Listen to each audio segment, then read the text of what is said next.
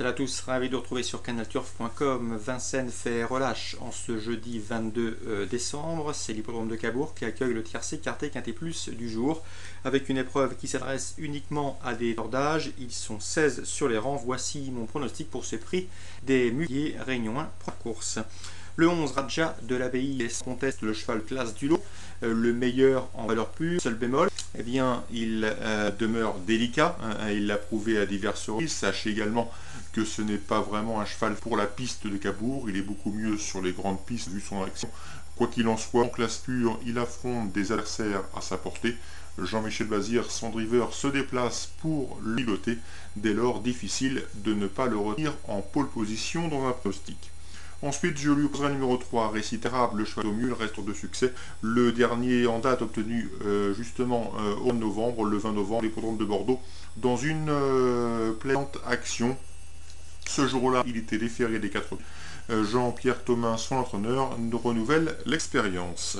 Le numéro 8, c'est Quentin Cailly, c'est un bon droitier. Le cheval est en forme, il reste sur place de 5e à Chartres et à Val. Il a prouvé qu'il était, comme je vous le disais, un bon droitier, confié à Franck Niva, bien engagé au premier échelon.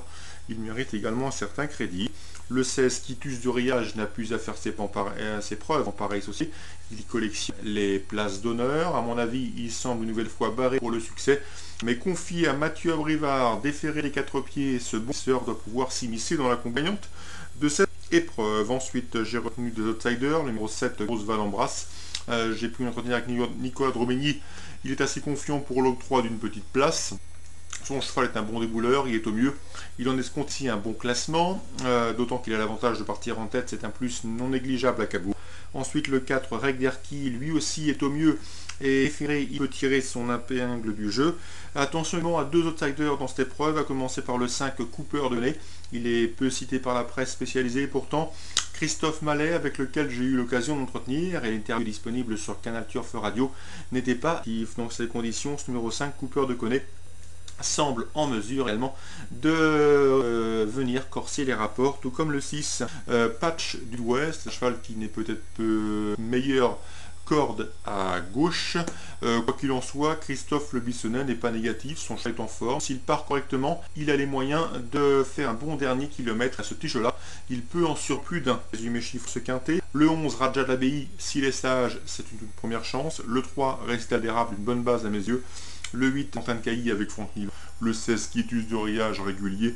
Ensuite, des outsiders, le 7, le 4, le 5 et le 6. Tour à Cabourg en Réunion 1. Dans la deuxième, j'aime beaucoup le 114, Tosca de Loison. Sachez que cette pouliche avait gagné sur ce parcours début novembre.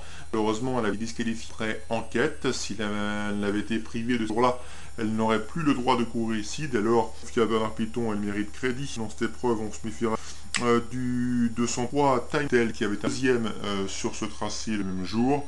Un tel qui se plaît sur ce genre de parcours et en société et en pareille société.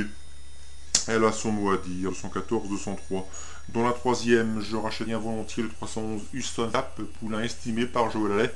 Malheureusement, il est délicat, notamment dans sa mise en jambe. S'il part sur le bon pied, à mon avis, ses adversaires du jour ont du succès à se faire. Dans cette épreuve, également un score fatal. Le pensionnaire Paul Viel bénéficie de la monte de Johan Bourgeois. Le cheval, lui, qui reste aussi sur une disqualification. Donc la troisième, le 311 Houston Faircap, et on portait un score fatal, l'aide de Paul Viel. Dans la cinquième, le 104 UBEC, j'ai pu m'entretenir avec Philippe Le Gavre, sera sans doute non. Eh bien, en effet, les pensionnaires Philippe Le Gavre, tous actuellement à l'écurie, donc dans ces conditions, ce 504 Ugorec, je lui préférais donc logiquement le 516 Uli Atou, c'est un cheval qui reste sur 4 disqualifications consécutives et pour qualité ne lui fait pas défaut. S'il est sage, moyen de mettre tout le monde d'accord. Ce fils de Love You, d'ailleurs, sera piloté par son entraîneur Jean-Étienne Dubois. Et on termine par la sixième, j'aime beaucoup 616 du Vivier, qui se plaît sur les parcours à main droite, en tout cas qui est confié. L'opposition est dans ses cordes. Séverine Raymond a fait de cette course un objectif. Bref, Conny Le Bel Air, du Vivier a parfaitement les moyens de s'adjuger cette sixième course du programme. En tout cas, sachez qu'elle sera tirée des 4 pieds pour la première fois de sa carrière. Course ciblée à Caen Réunion 1, 2e, 3e, 5e, 10e. Bon jeu à tous, bonne journée et à demain.